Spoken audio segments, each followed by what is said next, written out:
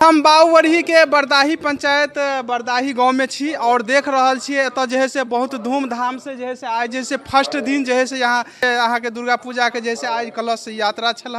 और यहाँ पर देख रहल छी केते जे है से धूमधाम से जगह से दुर्गा पूजा मनाब रहल छे। हुनका सब देखियो पूरा देखावे दृश्य और देख रहल छी केते श्रद्धालु से आयल छे और ई पूरा वीडियो हम अहाँ सबके हम दिखाब और जैसे आज फर्स्ट दिन छे तै दुआरे जैसे बहुत कम आदमी आयल छे और हम